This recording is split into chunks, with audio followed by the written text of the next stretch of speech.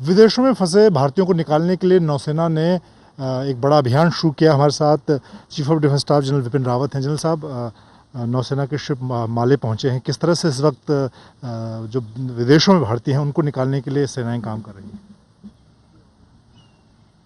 विदेश में जो हमारे नागरिक इस वक्त कोरोना संकट के कारण वहाँ पर फंस गए हैं, उनको देश वापस लाने की जो प्रक्रिया है, ये सरकार ने इस पे एक योजना बनाई है। इसके तहत जो हमारे मिनिस्टर ऑफ सिविल एविएशन है, उन्होंने मीडिया को पूरी जानकारी दी है किस तरह से अन्य देशों से हमारे नागरिकों को वापस लौटाया जाएगा। उनकी प्रायोरिटी उन्होंने बताई है, किस प्रायोरिटी में इनको लाया जाएगा और उसके बाद देश वापसी के बाद उन पर क्या कार्रवाई होगी। इसी के तहत हमारी इंडियन नेवी के भी कुछ जहाज़ हैं जो इस प्रक्रिया में शामिल होने जा रहे हैं। जैसे कि आप जानते हैं, इस वक्त हमारे जहाज़ मालदीव्स पहुंच चुके हैं। उसमें कुछ सामग्री गई है जो मालदीव्स को बहुत ज़रूरी चाहिए थी, और अन्य इलाकों में भी हमारे जहाज़ कल परसों रवाना हो जाएंगे। और ये अन्य देशों में भी, इंडियन ओशन रिम में जो बाकी देश हैं, उनको जिस तरह की सहयोग वो चाहते हैं, जिस तरह का सहयोग हम दे सकते हैं, हम देते रहेंगे। हम जानते हैं कि कोरोना वायरस हमारे देश में भी फैला हुआ है, लेकिन हमारे आसपास के जो देश हैं, जहां हम मदद पहुंचा सकते हैं, जिनके पास इतनी अपनी काबिलियत नहीं है इस महामारी का सामना करने के लिए, उनको हमारी सरकार का ये जो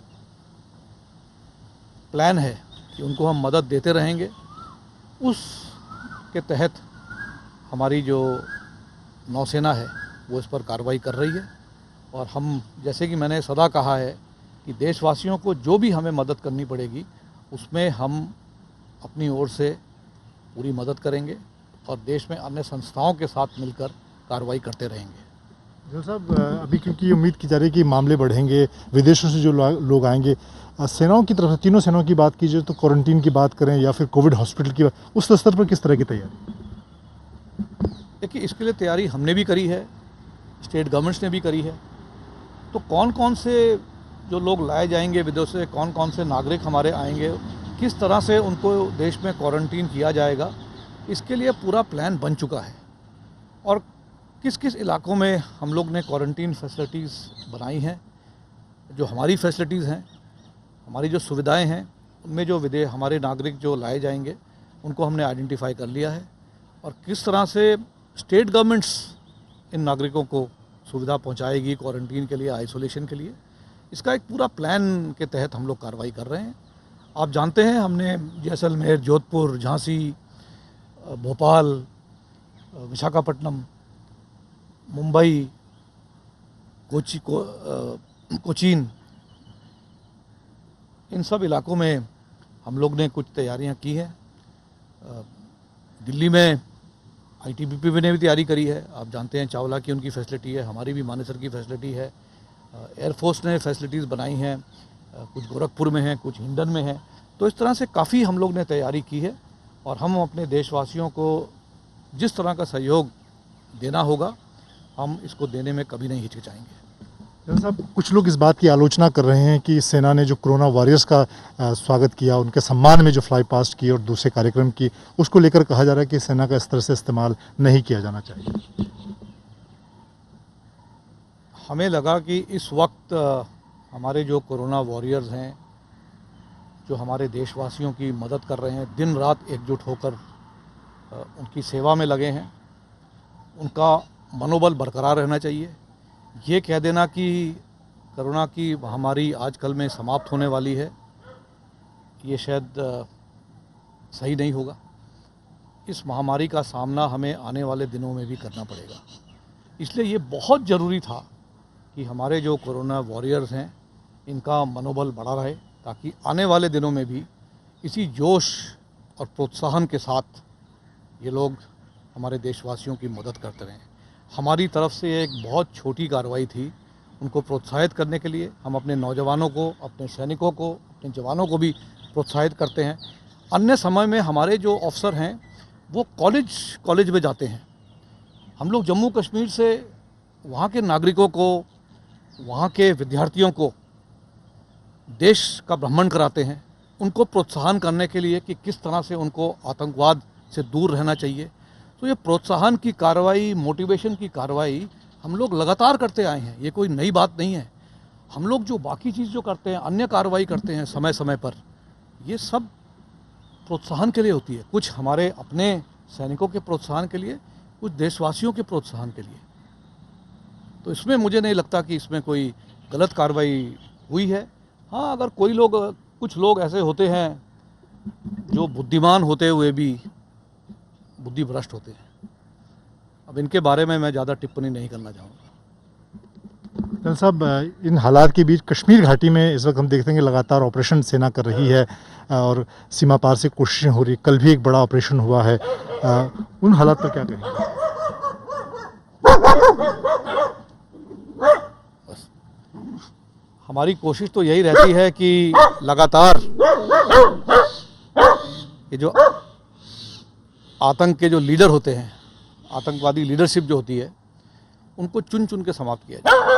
क्योंकि अगर आप इसमें सफल हो जाते हैं तो उससे रिक्रूटमेंट की कार्रवाई में कमी आती है, जो कि हमारा मेन एम होता है कि रिक्रूटमेंट को बढ़ावा ना मिले। रिक्रूटमेंट को बढ़ावा मिलता है थ्रू टेररिज्म को बढ़ावा मिलता है थ्रू रिक्रूटमेंट, और ये हमारी कोशिश रहती है कि ये ना होने पाए। साथ साथ ये जो टेररिज्म के लीडर हैं, इनको शायद larger than life size image दी जाती है, क्योंकि हम इनके बारे में बताते हैं कि इन्होंने क्या क्या किया। लेकिन अक्सर अगर आप देखेंगे, इन्होंने जो भी कार्रवाई करी है वो सब दहशत की कार्रवाई है, और इनकी दहशत की कार्रवाई के कारण अगर इनको एक अलग दर्जा दिया जाता है तो मेरा कहना ये सही नहीं होगा। ये लोग जो हैं टेररिस्ट हैं और टेररिस्ट ही रहेंगे। एक आखिरी सवाल सर, बुरहान वानी के बाद कल रियाज नायकू को जिस तरह आपने कहा कि उनको बड़ा नहीं बनाया जाना चाहिए, वो एक आतंकी की तरह हमें देखना होगा, लेकिन तो आपको लगता है कि आने वाले दिनों में पाकिस्तान की तरफ से जो कोशिशें हैं, सीज फायर वायलेशन हम देख रहे हैं लगातार, तो इनको ये कोशिशें जारी रहेंगी और इसको किस तरह से जवाब दिया जाएगा?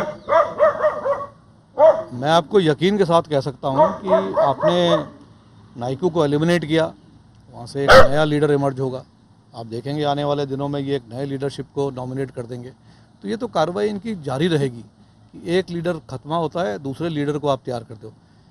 कुछ समय पहले आपने देखा होगा कि संगठन में लीडरशिप की इतनी कमी हो गई थी कि कोई लीडर बनना नहीं चाहता था, क्योंकि उन्हें पता था जब लीडर नियुक्त होंगे तो हमारी जो सशस्त्र सेना की जो बल हैं, सिक्योरिटी फोर्सेस हैं, ये सब लीडरशिप को एलिमिनेट कर देती हैं। लेकिन इसके बावजूद भी पाकिस्तान से प्रेशर आता है, किसी न किसी को तो लीडरशिप रोल लेना पड़ता है, और आप देखेंगे कि इसमें एक नया लीडर नियुक्त होगा और फिर हमें उसके पीछे लगना होगा ताकि उसका भी खात्मा किया जाए। सर, कोई खास रणनीति आप पाकिस्तान की तरफ से देख रहे हैं कि कोरोना की लड़ाई के बीच में भी वो आतंक फैलाने की बात काम कर रहा है? इस वक्त जिस तरह का जम्मू कश्मीर के यूनियन टेरिटरी में जो माहौल है, वहाँ पे काफ़ी हद तक अमन शांति आई है। ये जो है पाकिस्तान को जूझ नहीं रहा है। वो नहीं चाहते कि वहाँ पे अमन शांति आए, क्योंकि उनको अपने कश्मीर का जो मुद्दा है उसको आगे लेकर जाना है। तो इसलिए पाकिस्तान की ओर से इसमें कोई कटौती नहीं होगी। उनकी कोशिश लगातार जारी रहेगी कि कश्मीर में दहशत फैलाया जाए, कश्मीर को इस तरह से इंटरनेशनल कम्युनिटी आगे दर्शाया जाए कि वहाँ पे माहौल बिगड़ा हुआ है, सिक्योरिटी फोर्सेस वहाँ पर अट्रॉसिटीज़ कमिट कर रहे हैं। ये तो उनका मकसद है, और इसलिए false information, disinformation, social media के जरिए उनकी कार्रवाई जारी रहेगी। और इसके लिए वो ज़रूरी है कि वहाँ पे वायलेंस बरकरार रहे। अगर वहाँ वायलेंस ख़त्म हो गया तो फिर वो किस तरह से अपने फॉल्स प्रोपेगेंडा को आगे प्रोजेक्ट करेंगे। बहुत धन्यवाद। सीडीएस जनरल बिपिन रावत का कहना है कि सेना दोनों मोर्चों पर बहुत लड़ाई लड़ रही है, चाहे कोरोना की लड़ाई हो या फिर जम्मू कश्मीर में जिस तरह से आतंक के खिलाफ लड़ाई है, वहाँ पर उस लड़ाई को भी आने वाले दिनों में लगातार जारी रखेगी। कैमरामैन संजय चौधरी के साथ मंजीत नेगी।